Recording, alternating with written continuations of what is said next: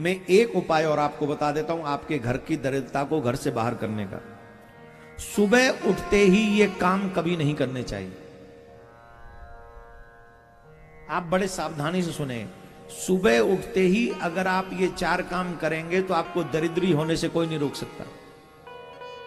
आप दरिद्री हो ही जाएंगे। क्या नहीं करने चाहिए 4 काम? सुबह उठते ही सबसे पहले दर्पण में अपना मुंह नहीं देखना चाहिए।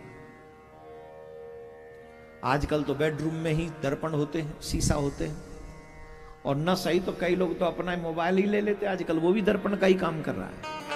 कैमरा खोल के देखते मैं कैसा लग रहा हूं, बुरा ही लग रहा है, बंद कर दे, फोटो ठीक नहीं आएगा। सुबह उठते ही गलती से कभी भी अपना मुंह दर्पण में नहीं देखना चाहिए। जो अपना मुंह दर्पण में देखते हैं वो निश्चित दरिद्रता को इनविटेशन देते हैं।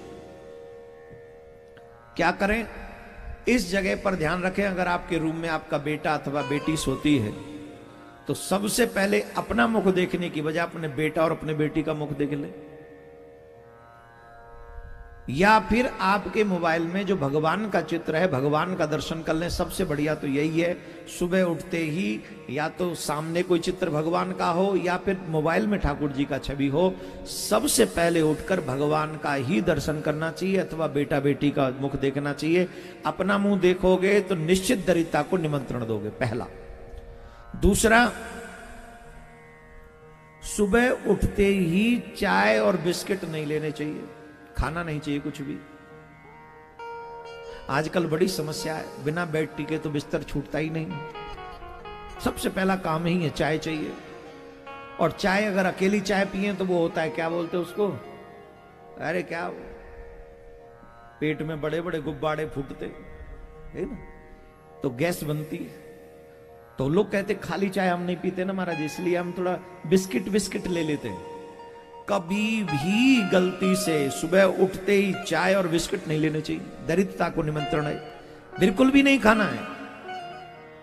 अगर ज्यादा ही तुम्हारे विपत्ति टूट रही है तो उठो, जाओ, अपना मुंह धो, कुल्ला करो, ब्रुश करो, और वैसा स्नान नहीं करते तब तक ओम अपवित्रो पवित्रो वा सर्वास्तांगतो पिवाह, भगवान का नाम लेके अपने आप को पवित्र कर लो, और फिर जाके कुल्ला बुल्ला बुरुस बुरुस करके चाय पी लो, बिस्किट खा लो, उसके बाद कुछ देख लो जो कुछ करना।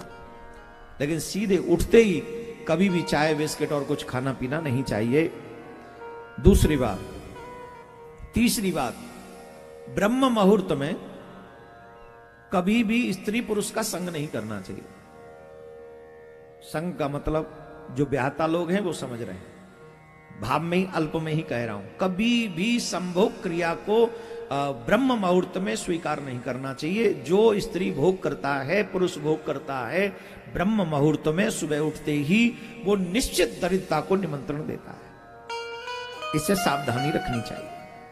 और चौथा और अहम,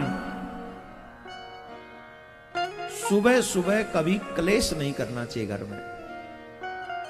कई तो उठते ही लड़ते लड़ते उठाए जाते हैं।